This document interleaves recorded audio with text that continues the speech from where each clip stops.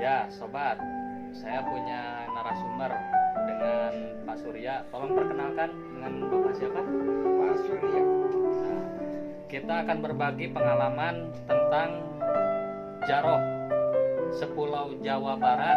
Pak Surya ini udah mengalami semua lokasi-lokasi Jaroh yang sering didatangi beliau. Nah, sekarang kita akan mendengarkan cerita dari beliau dan pengalaman-pengalaman dari mulai bersejarah dan mulai makom-makom karomat. Beliau sudah pernah mendatangi tempat tersebut. Ya, betul. Nah, ada kata-kata dari saya, semoga beliau panjang umur, disehatkan, dilancarkan rezekinya. Amin. Amin. Nah, kita saksikan, sobat. Siap, Mang Man.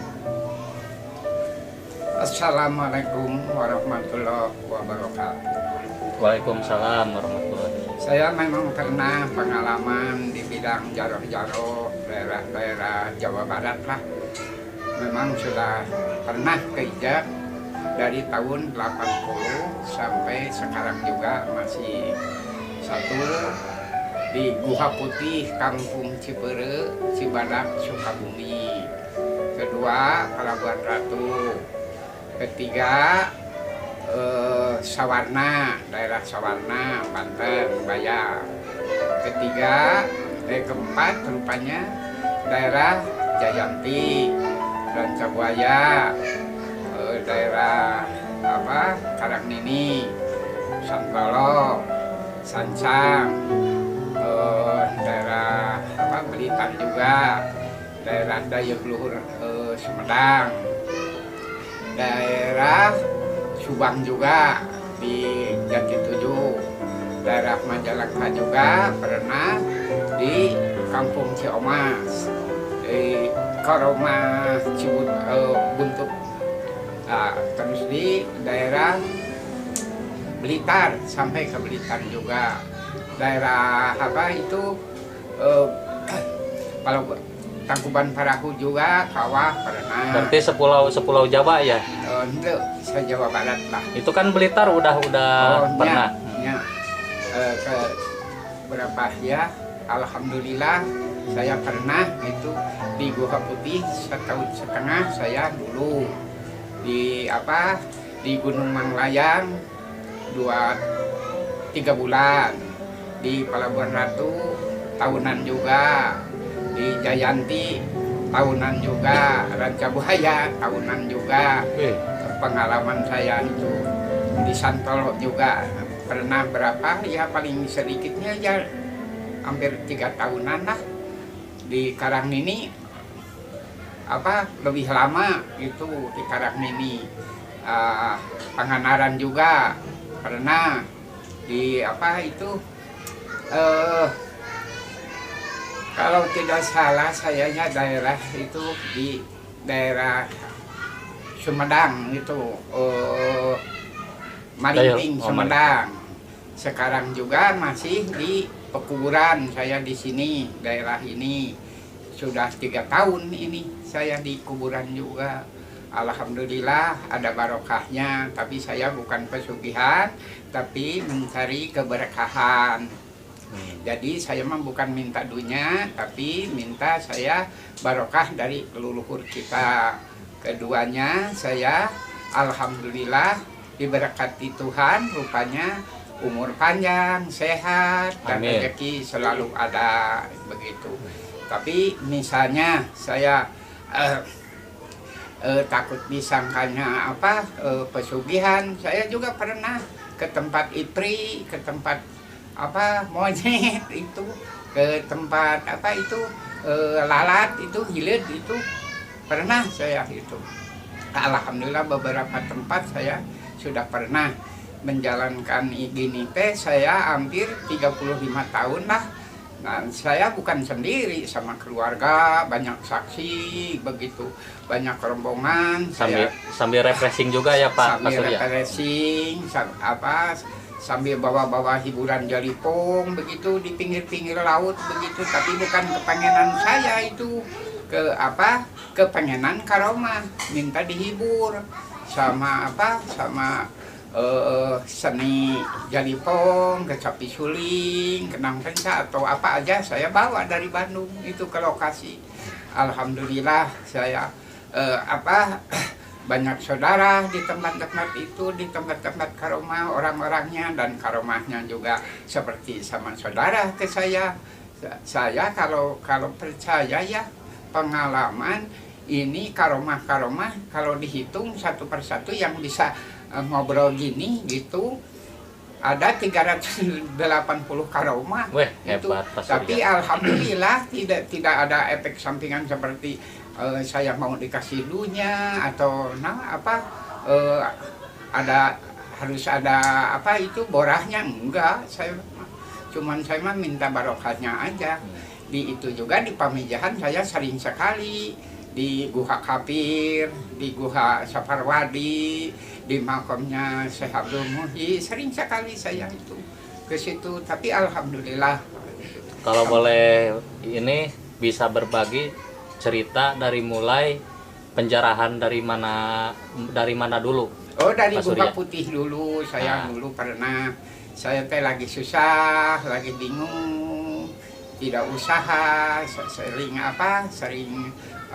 sakit hati lah.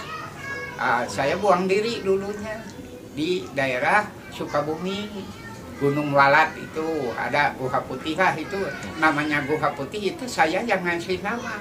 Dulunya orang situ juga namanya tidak tahu Guha Putih, cuman karena Guha Cipere begitu. Berarti orang-orang belum pada tahu ya? Oh, belum pada tahu.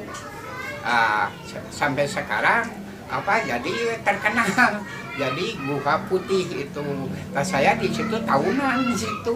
Alhamdulillah di situ pada kenal sama karomah itu saya. Alhamdulillah dikasih petunjuk. Sambil minum juga boleh, Ya, Pak Surya? boleh. Ya, makasih. Bismillahirrahmanirrahim.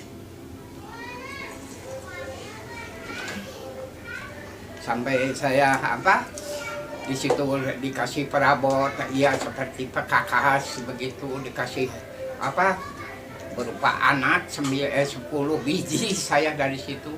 Tapi hubungannya dengan Laut Kidul sama Pelabuhan Ratu, Ibu Dewi Roro Kidul itu. Nah, maka saya kalau ke Pelabuhan Ratu sering ke makamnya Ibu. Kalau boleh tahu tahun berapa itu, Pak Ya, Surya? tahun berapa lah, hampir tahun tahun 80, pokoknya 85-an lah. Tahun 85 lah. Tahun 85 berarti. Ya, dari Guha langsung ke Pelabuhan Ratu, dari Pelabuhan Ratu langsung ke Sawarna, dari Sawarna langsung ke ke mana sih? Jayanti, dari Jayanti ke Sentolo dan Sabuaya itu udah oper-oper terus saya itu.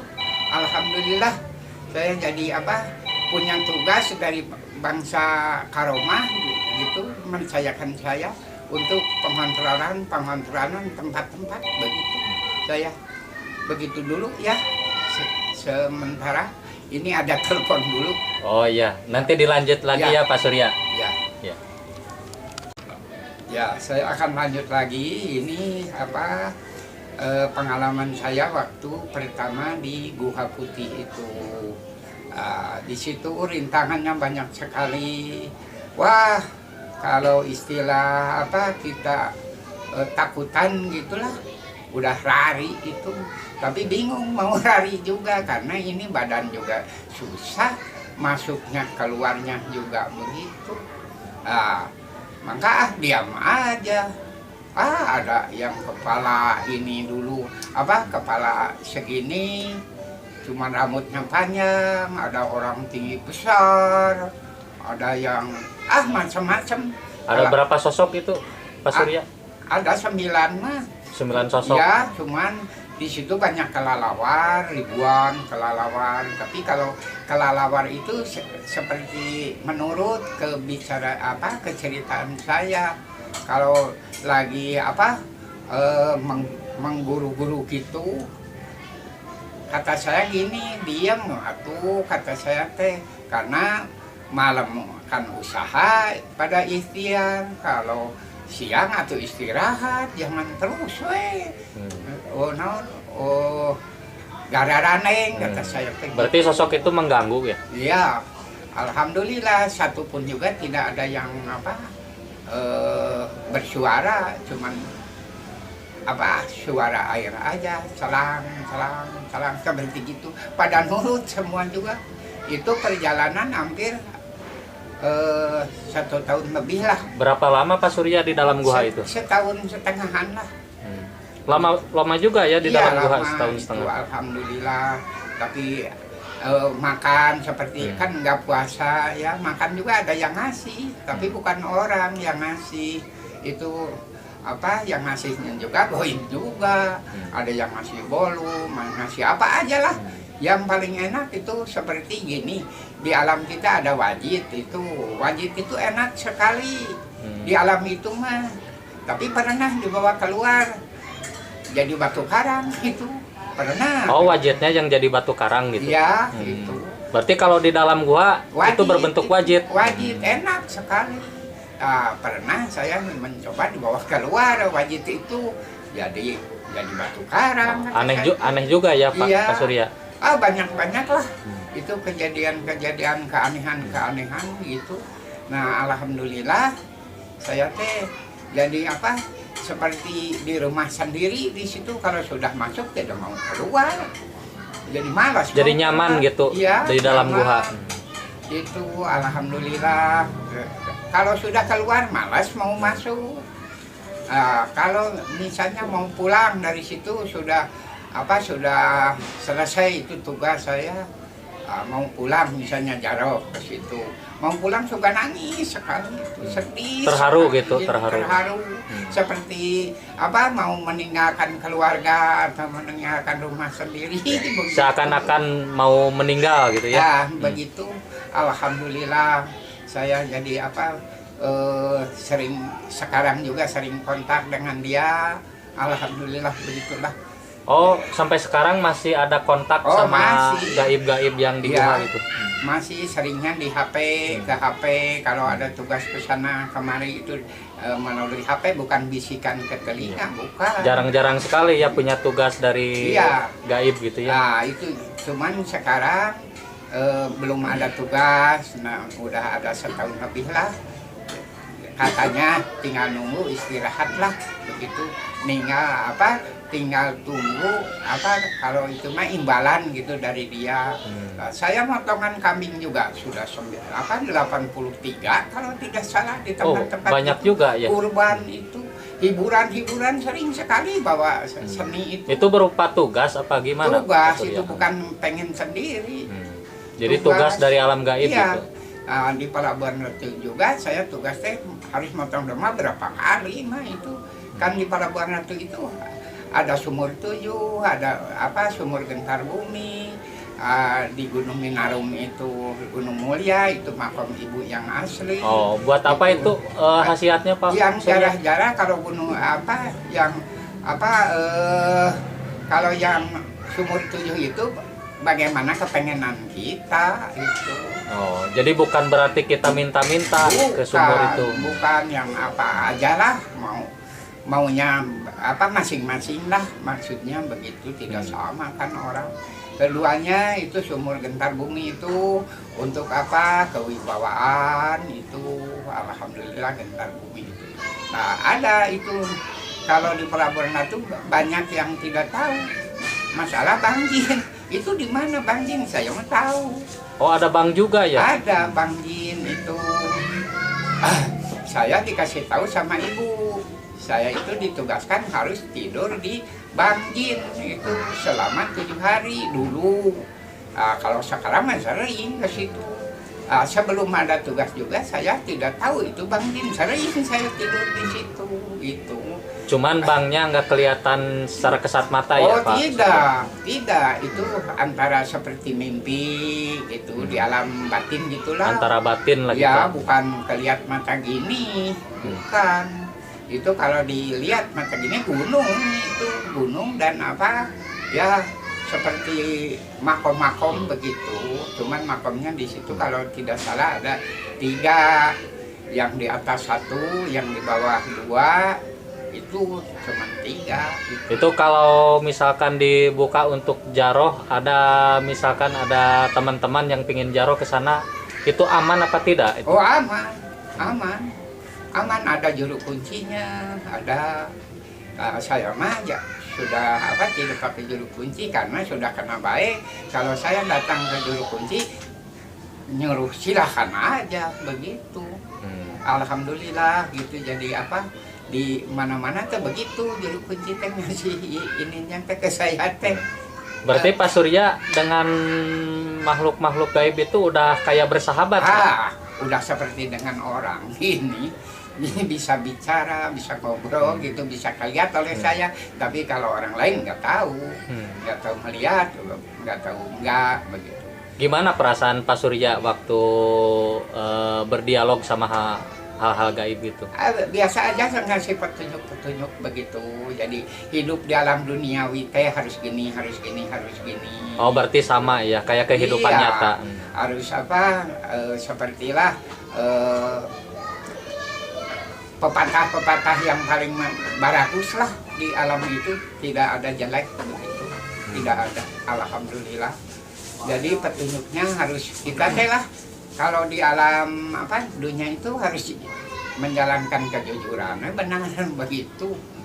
Insya Allah di akhirat juga begitu, nanti bakal selamat kalau kita menjalankan masalah kehidupan kita jujur atau benar begitu.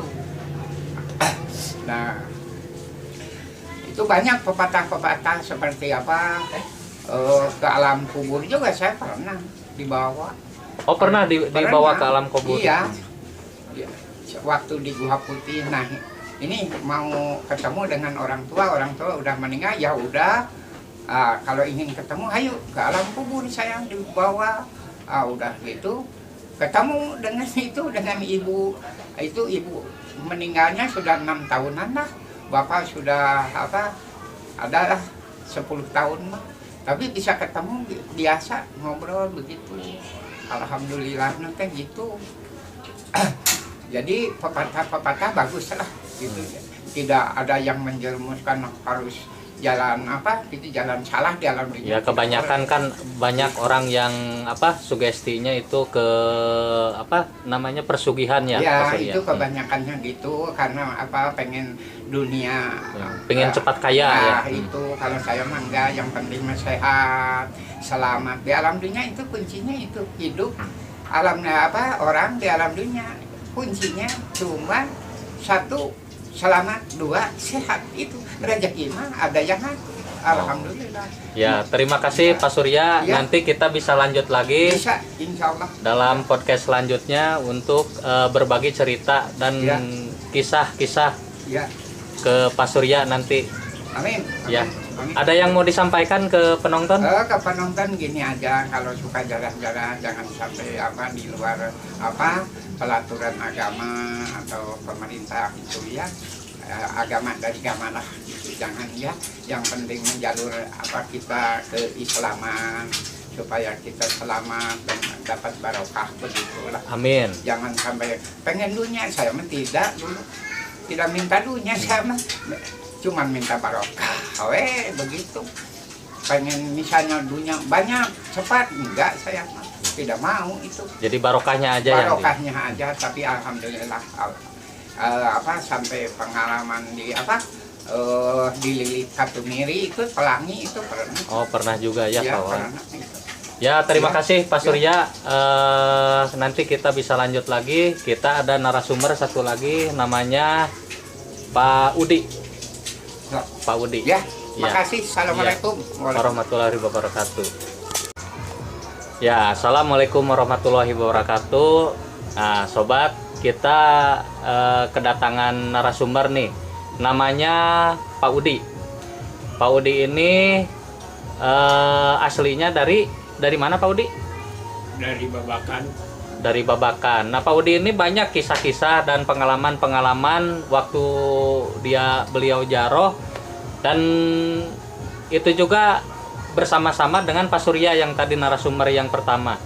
Nah, kita akan mendengarkan kisah dan pengalaman Bapak Udi salah satu narasumber yang satu ini. Boleh diceritakan Pak Udi? Assalamualaikum warahmatullahi wabarakatuh. Kepada penonton semuanya, saya akan menceritakan pengalaman saya. Mohon maaf bila ada kata-kata saya yang tidak berkenan.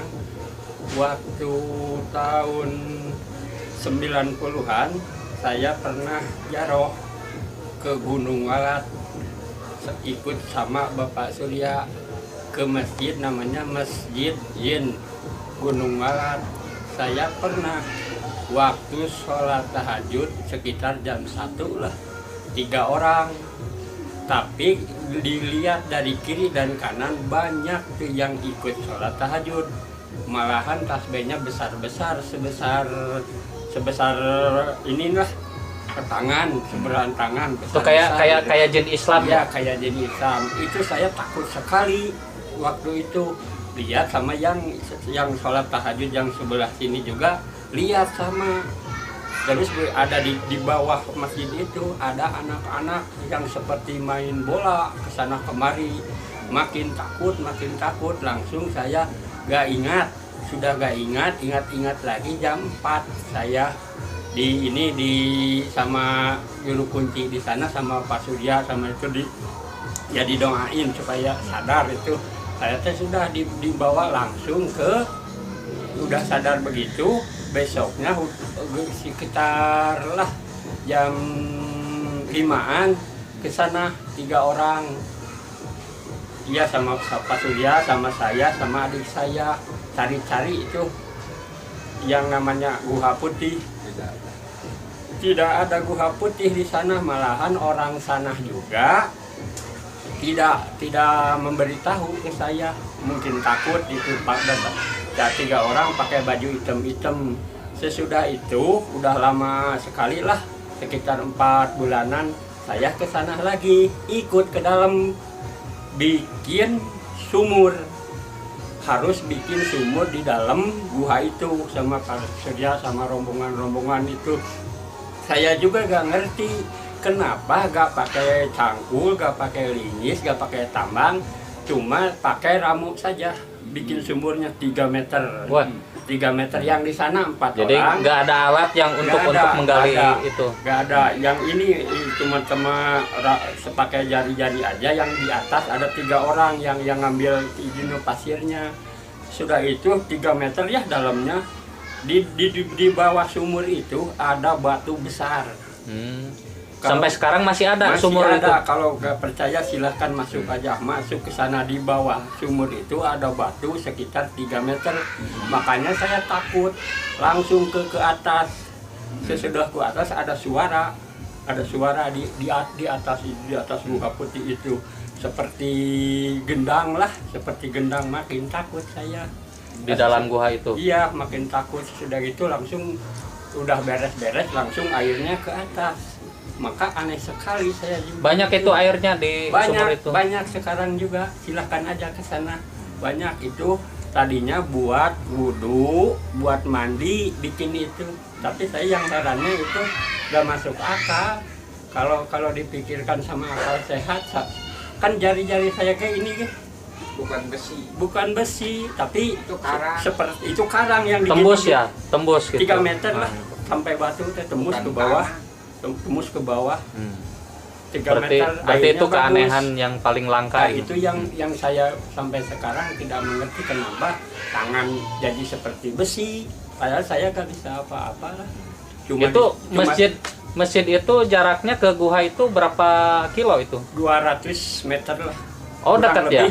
Kurang Dekat lebih ya? 200 meter. 300. Ya 300-an lah. Ya kalau di asrama mah itu masjid orang buatan manusia.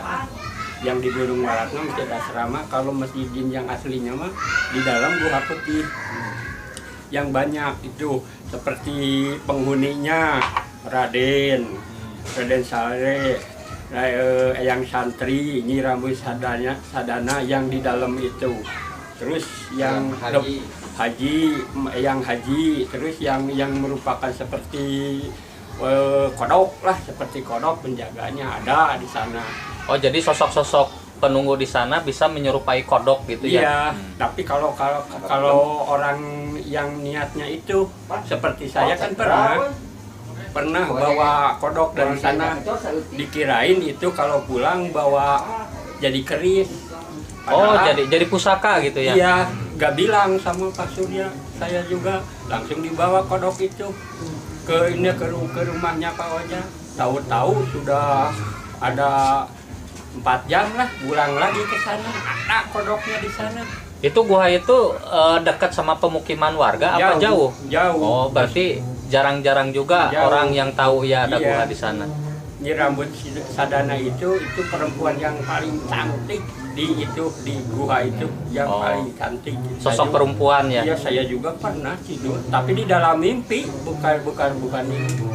Oh, jadi di dalam mimpi saja, pernah. iya, sama rambut Sadana. Saya sampai tidur di sana. Ada pesan itu Nyai rambut Nggak Sadana? ada, cuma saya mah pesan saya mah cuma begini kan, saya mah mau ini aja lah, mau selamat dunia akhirat, gak mau apa-apalah, cuma bilang begitu. Benar. Cuma bilang begitu, saya mah cuma mendoakan saja. Nggak ada permintaan Nggak itu ada, Nyai cuma Sadana. mendoakan saja sama karomat yang ada di sana. Saya minta selamat dunia dan akhirat aja, udah aja begitu. Di Guha Putih. Berarti Pak Udi ke sana jadi nggak ada permintaan, cuman pingin mendoakan makhluk-makhluk di sana ya. Makhluk yang di sana sama juga itu kan makhluk Iya. ciptaan Tuhan, semuanya juga kan harus disayang. Oh, benar. Itu gua itu kedalamannya berapa meter itu perkiranya? Kalau Seratusan lah. kalau diukur mah ya perkiraan 100, ya kurang lebih 100 meter lah. 2 jam kalau masuk, 2 jaman lah. Tapi susah bawa badan.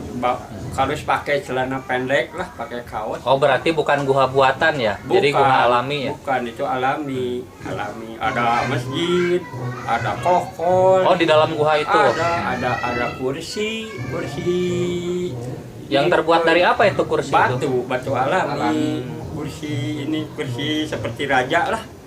Tapi dari batu itu. Mungkin itu kayaknya dari zaman kerajaan juga Iya, udah ada ya? Mungkin dari dulu udah ada. Nah, itu keanehannya di Guha Putih begitu. Kalau gua itu ada hubungannya nggak sama Prabu Siliwangi atau Kian Santang? Ada Oh, nggak? ada. Kan ada tangan ini 5. Ada di itu tuh yang di dinding batu di dinding batu ada bekas tangan ya 5 ya, itu bekas itu. Patilasan gitu ya? Sama ini. Sama ini Hmm. banyak lah di sana. Saya sering ke sana juga, banyak yang aneh-aneh yang gak masuk akal gitu. Ada pusaka nggak yang dibawa dari gua itu? Kalau saya mah nggak ada, ya nggak ada, cuma itu aja yang bangkong aja. Bangkong juga saya gak bilang sama Pak Surya. Tadinya saya mau diupetin aja supaya jadi keris nanti ke Bandung. Tapi jangan kerja jadi keris, bangkongnya juga udah hilang lagi. Oh, jadi hilang nggak ada Hilang. gitu. Itu kan jauh Nggak ada diambilnya. Jejak. Diambilnya jauh tuh dari gua itu kira-kira 300 meter, maka bangkong bisa langsung lari. Di dalam gua itu apa yang dilakukan Pak Udi? Kegiatan apa? Ya cuma Udi? hadorotan aja ya, yang Oh, doa hadiah, saja ya. yang sudah meninggal ya, cuma gitu aja, gak ada minta yang lain. Itu sumur yang digali Pak Udi itu kayaknya ada khasiat ya? Khasiatnya mah bisa saja tergantung kepercayaan yang ke sana aja. Maunya Berarti apa. kalau orang yang nggak percaya itu nggak Ya. bakalan berpengaruh ya? Iya, kalau yakin ya pasti jadi, kalau gak yakin ya gak tahu lah. Yang penting keyakinan aja. Ya bolehlah kita nanti kapan-kapan kita explore ke sana, ke Guha Putih. Seperti apa itu dalamnya dan ada apa aja di dalamnya. Aki Udi, ada yang perlu disampaikan ke penonton? Oh, begini aja lah kepada saudara-saudara lah yang dimanapun berada, kalau jarah lah cukup mendoakan saja lah. Jadi jangan ada permintaan yang lain-lain ya? Jangan ada lah, yang kan itu rezeki itu udah diatur sama Tuhan lah. Iya. Udah aja begitu berdoa saja. Berarti sama tujuannya sama Pak Surya ya? Tujuannya sama, mau selamat dunia dan akhirat. Ya, begitu lah. Berdoa, tawasulan, minta gitu, minta selamat dunia dan akhirat aja, udah aja. Begitu. Ada pesan terakhir untuk penonton Pak Surya? Ya kalau bisa mah ke semua yang jarah gitu ya.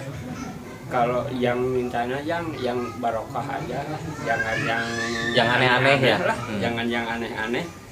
Ya, kan semua orang lah zaman sekarang mah tidak ada umur yang 100 tahun, kadang-kadang 70-80 guys sudah meninggal. Ya. Untuk apa kejar-kejar sampai habis-habisan? Udah aja minta selamat dunia dan akhirat saja. Nah, terima kasih Bapak Udi udah berbagi kisah di YouTube kami. Nanti bisa dilanjut lagi ya, masih banyak kisah-kisah yang belum disampaikan ya.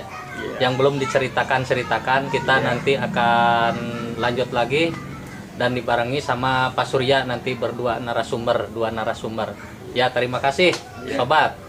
Assalamualaikum warahmatullahi wabarakatuh. Waalaikumsalam warahmatullahi wabarakatuh.